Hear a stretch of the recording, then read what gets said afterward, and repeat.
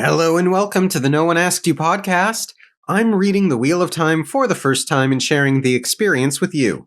This is One Good Turn, The Eye of the World, and today I am covering Chapter 48. So we're getting into the Blight. It seems poisonous? We get some really interesting descriptions, which sound a little bit colorful in a very deadly way. We do get that magical heat. We get Mount Doom. Come on, Mr. Jordan. Mount Doom. Or Mount Doom. I did get the Nanan of it. That was quite an exchange. We're getting close, though. Let's get into it, shall we? The chapter opens with the crew and their escort at the border. I think I'm getting slightly used to this pattern that Jordan does of plopping us in the scene, bringing us back in time, leading us up to the scene, and then bringing us back into the scene. I'm not overly fond of it, but I think I'm getting used to it. Anyway, Ingtar and 100 lances were sent along to escort them to the border to avoid any raiding Trollocs, rather. We get a description of the border towers. They have these mirrors at the top of them, which they can use to direct light from fires. Signals would be flashed to towers further from the border, and by those still others, and so relayed to the Heartland fortresses, from where the lances would ride to turn back raids. That's paraphrased at the end there. The towers are kept scarce right now. The bulk of the fighting that will occur will be at Tarwin's Gap, and pretty much everyone is needed there. We reach the point where Ingtar can go no further. And for all the reasons I dislike Agelmar, I think I dislike Ingtar as well. Because this is a really petulant seeming scene. I appreciate wanting to do your part, wanting to fight, wanting to be useful.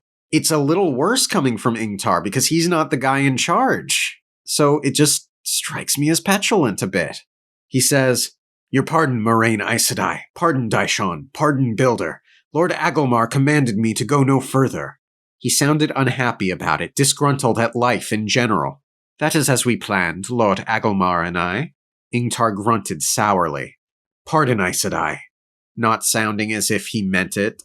He goes on to explain that the fact that he had to escort the Aes Sedai means he won't be able to make it to the Gap in time, which it's like, you're really going to complain to the person that you were tasked with protecting, that you have to protect them, soldier? Is this your place? He complains that he's robbed of the chance to stand with the rest, but also commanded not to ride one step beyond the border post, as if he had never been in the Blight before. And it's like, okay, I understand the frustration. You feel as if you've gotten the short end of the stick. You are tasked with a gloryless duty that you can't even see all the way through, and you have taken it as some sort of insult to your ability, in a way. You can be through the Blight. You're good enough, but you're not allowed to type situation. He goes on to complain that he hasn't even been told why. And again, I'm like, excuse me, soldier? Do you need to know why, or do you need to follow orders? You know, I hear myself complain about these two characters, and I ask myself if I'm being unreasonable or not. I have tried with Agelmar, and I'm trying here to pay due deference to their POV on the matter, but there's just something about it that's annoying to me on both accounts. Moraine does respond to the complaints with grace and dignity and empty statements. "Each of us has his part in the pattern, Ingtar. From here we must thread ours alone."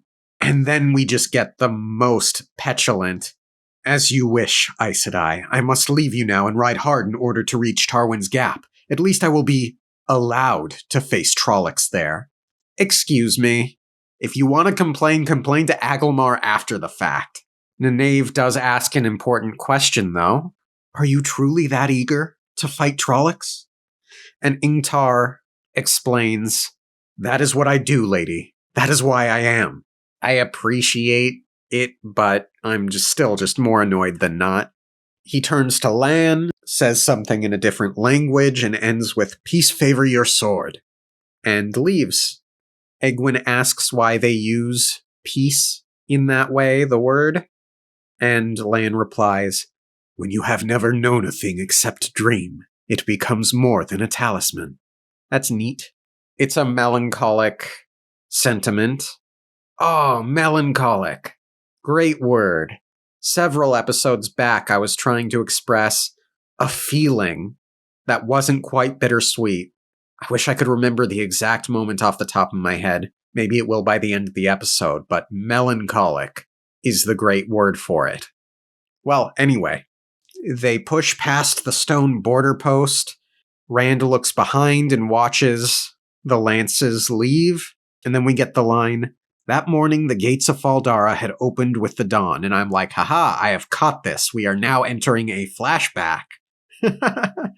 I say as if it's some sort of secret that that morning means that morning, but no. I had been a little displaced in the past, and I wasn't here, and I'm proud of it.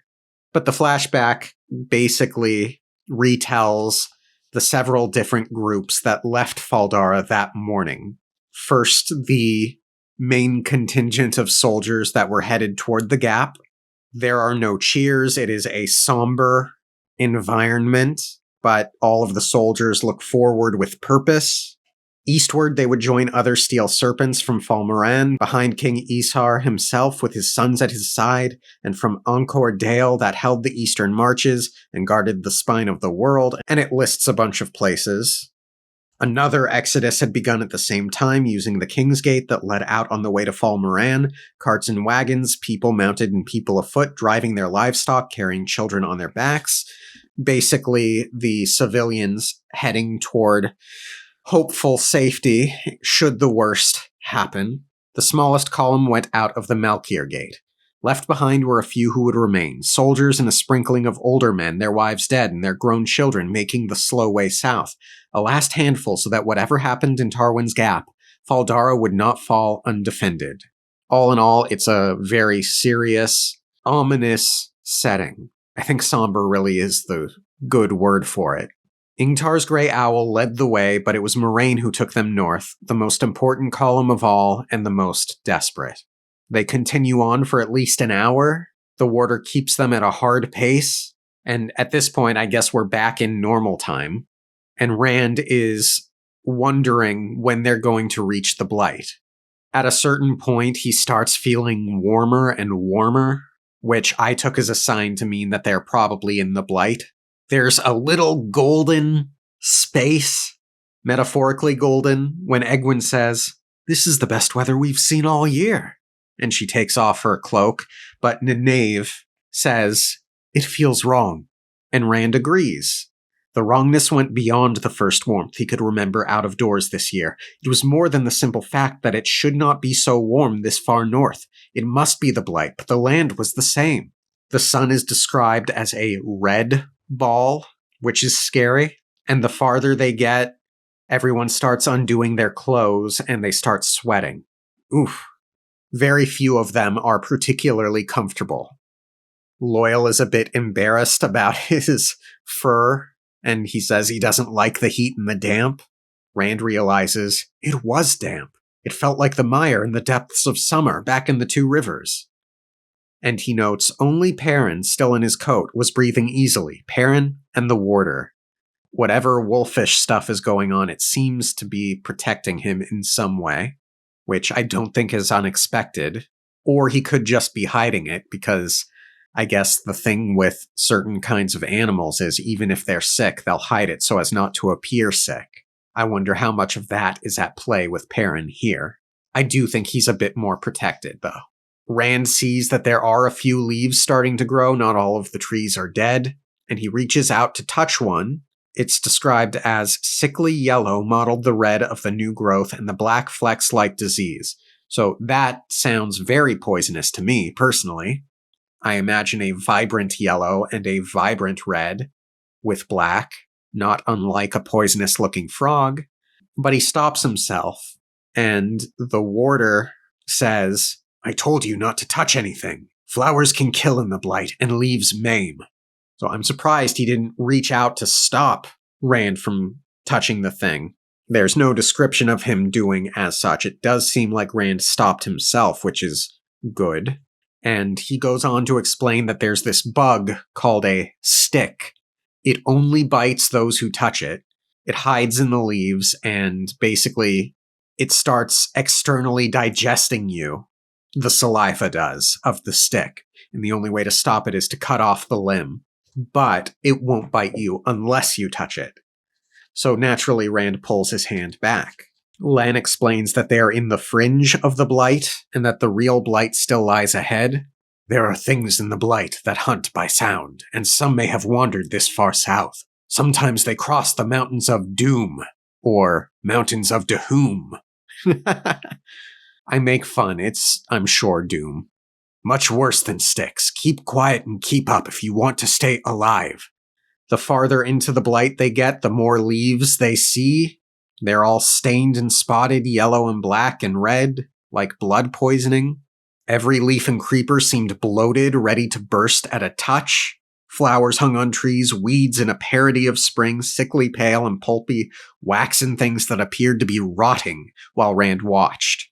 It's very poisonous sounding. A little rainforesty, I think. Not full-on rainforest, because I do imagine elements of Mount Doom as well, but yeah. They all start gagging because of the air being thick and stinky, the sweet stench of decay. The only one who is trying not to look affected is Nynaeve, and that's because Moraine does not yet seem affected, but even her eyes are tight and her lips pale. Loyal is having a tough time. He, places some cloth over his mouth and nose and says, "I had heard. It tastes like, I had heard and read about the blight, but nothing could describe that even the Dark One should do this to trees. The warder's not affected, and neither is Perrin. And again, he notes some of the wolfishness. The big youth glared at the obscene forest through which they rode as he might have at an enemy, or the banner of an enemy. He caressed the axe at his belt as if unaware of what he was doing, and muttered to himself, half growling in a way that made the hair on Rand's neck stir. Even in full sunlight, his eyes glowed golden and fierce. I'm a little surprised that Rand and Mat haven't actually spoken to Perrin about it. Now, what Perrin would say in response, I don't know. He might be evasive, but I'm surprised that they hadn't said anything to him. I'm surprised they hadn't asked. Night starts to come, and it does nothing to really make the heat any better. There's an icy wind. The torrid humidity leached away most of the mountain chill, but what remained was wintry cold compared to the swelter it replaced, if just for a moment. The sweat on Rand's face seemed to flash into beads of ice. As the wind died, the beads melted again, running angry lines down his cheeks, and the thick heat returned harder than before by comparison. For the instant, the wind surrounded them, it swept away the fetor, yet he would have done without that too if he could have. The cold was the chill of the grave, and it carried the dusty must of an old tomb newly opened. So this really is an oppressive environment. That's really effectively communicated, I think. They need to stop for the night. They can't reach the mountains by nightfall. Moraine says, "There is a place not far off. It will be a good omen for us to camp there." Lan nods reluctantly and says, "Yes, we must camp somewhere. It might as well be there." We don't get an answer in that chapter as to what the meaning behind that exchange is. I imagine it has something to do with Lan's past. Editor Dorcas here to add, I forgot to mention, for a brief moment, Rand thinks he sees the top of the 7 towers or something to that effect. And in contrast to what I said about not knowing what was a good omen about staying in this specific place, I think it had to do with the proximity to the 7 towers. Okay, thanks. Back to the episode. And Moraine explains a bit about the Eye of the World. The Eye of the World was beyond the high passes when I found it. Better to cross the mountains of doom in full daylight at noon when the Dark One's powers in this world are weakest. That's an important little detail that I have clocked away for later reference. Egwene notes that it sounds as if the eye moves, and Loyal answers, "No two among the Ogier have found it in exactly the same place. The Green Man seems to be found where he is needed, but it has always been beyond the high passes. They are treacherous, the high passes, and haunted by creatures of the Dark One. Tomorrow they will truly enter the Blight, and that's when they can worry about finding the eye." Rand looks around, all of the foliage looks diseased, and thinks, if this isn't truly the Blight, what is? They eventually get to where they intend to camp, and there's a lake a little ways off in the distance. And once we learn about what's in the lake, I think of being outside the mines of Moria. Nynaeve asks why they can't camp down by the lake. Matt makes a comment about dunking his head in, and that's when, just then, something roiled the waters of the nearest lake, the dark water phosphorescing as a huge body rolled beneath the surface. Length on man-thick length sent ripples spreading, rolling on until at last a tail rose, waving a point like a wasp's finger for an instant in the twilight, at least 5 spans into the air. All along that length, fat tentacles writhed like monstrous worms, as many as a centipede's legs. It slid slowly beneath the surface and was gone, only the fading ripples to say it had ever been. Well, hey, at least they saw it, so there's little chance of any of the boys doing something stupid. Good. And very scary sounding. Moraine says she'll set guard wards around the camp, not her usual ones, which would probably attract attention, or the wrong kind of attention specifically, but something that will alert her if people come within a mile of them. Matt makes a comment about preferring the barrier anyway, and Egwene chastises him. "And have them waiting for us when we leave in the morning? You are a fool, Matrim Cawthon." At which point we get a really nice passage. Rand shared a grin with Perrin. For a moment it was almost like being home, having Matt saying what he should not at the worst possible time. And then that nice moment goes sour. Then the smile faded from Perrin's face. In the twilight, his eyes did glow, as if they had a yellow light behind them. Rand's grin slipped away too. It isn't like home at all. And so they start setting up camp. They brought with them many, many full water skins. At one point, Rand realizes that the women were gone. It freaks them out. Lan mutters to himself, "Sheep herders." Takes a couple steps and suddenly he vanishes. And so the boys run after him, preparing for some sort of attack or something. And then they all bump into each other as they pass through whatever invisibility spell was cast to find everyone there. It's like, Moraine could have at least said that they were doing that. And what are they doing? What is Moraine doing here, setting up this invisibility barrier, just outside of where they're setting up camp? Strange, spatially. Anyway, Moraine does explain, "It is a simple thing, a bending so any eye looking at us sees around us instead. We cannot have the lights that will be out there seeing our lights tonight, and the Blight is no place to be in the dark." Creative problem solvings if you can't make your barrier.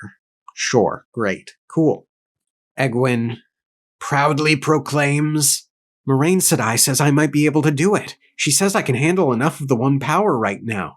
But Moraine cautions her, "Not without training, child. The simplest matter concerning the one power can be dangerous to the untrained and to those around them." Nynaeve, surprisingly, although perhaps less surprisingly a little bit later on considering what she seems to be working herself up to, says, "When you go to Tar Valon, Egwene, perhaps I'll go with you." She gives Moraine a defensive look.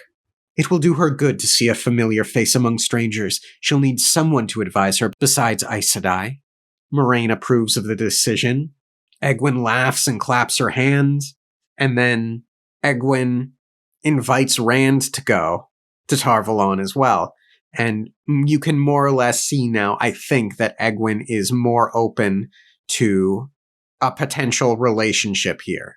And I have some stuff to say about Perrin, but we'll get to that in just a moment. Egwene laughed and clapped her hands. "Oh, that will be wonderful. And you, Rand, you'll come too, won't you?"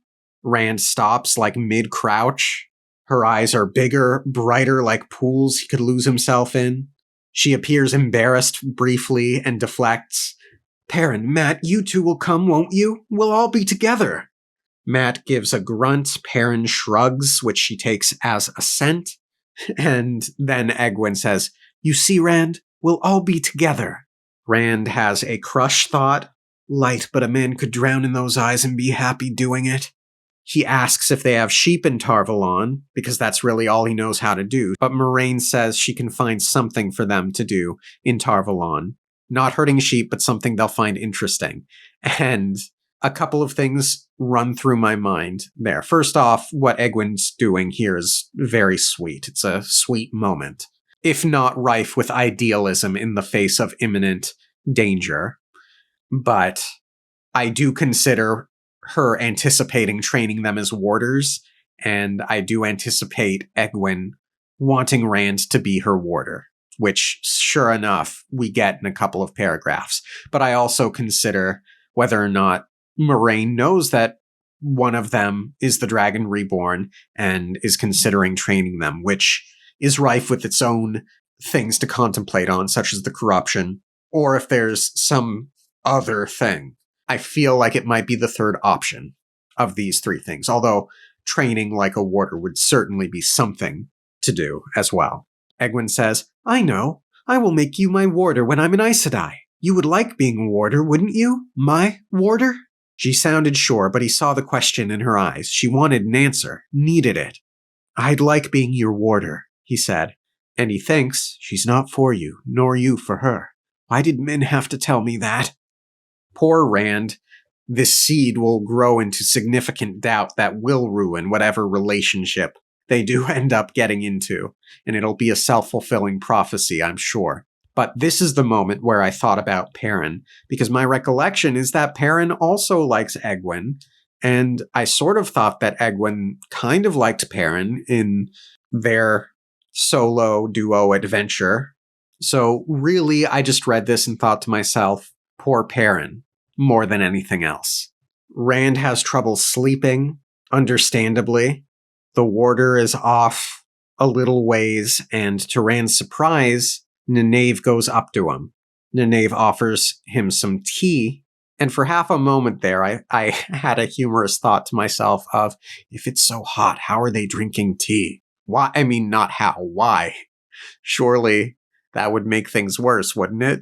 Or maybe not. It's cold brew, guys. Anyway, we get Nynaeve putting herself out there. It's a tragic scene.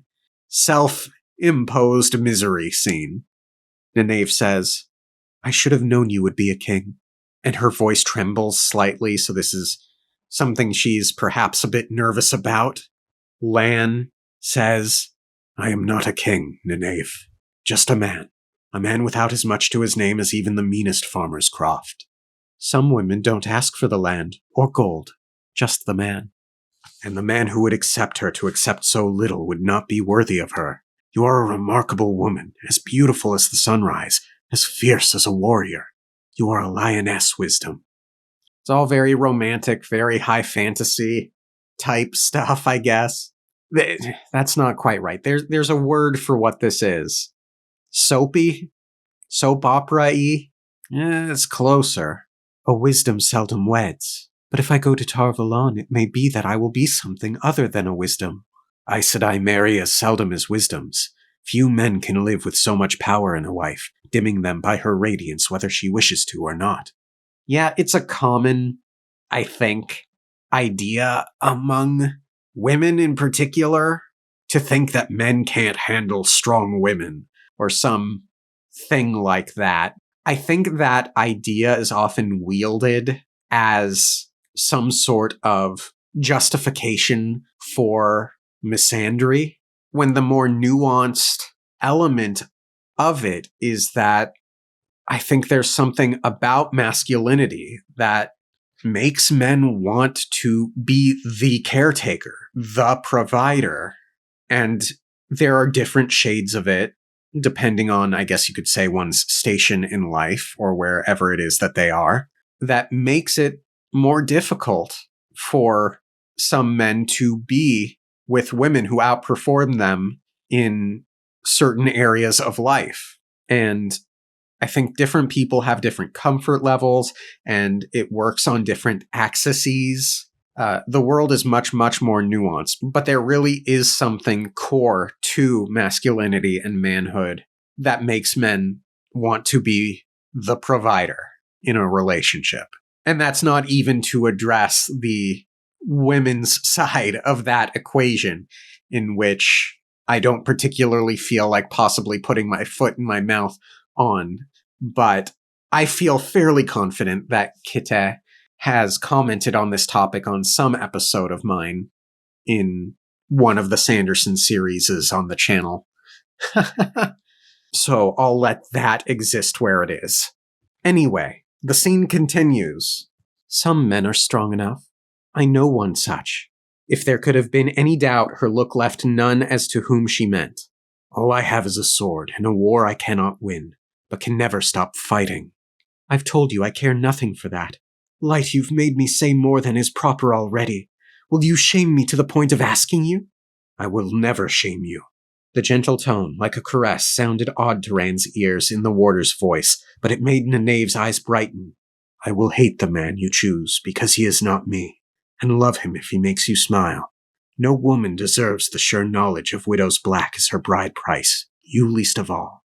And then he goes up to check the horses. Yeah, very romantic. Very poetic. Nenave remained there, kneeling after he had gone. Sleep or no, Rand closed his eyes. He did not think the wisdom would like it if he watched her cry. And that's the chapter! Don't know what else I have to say on it. We're racing to the end. Thank you all for tuning in. Have a great rest of your week, and I'll see you next time. Okay, thanks, bye.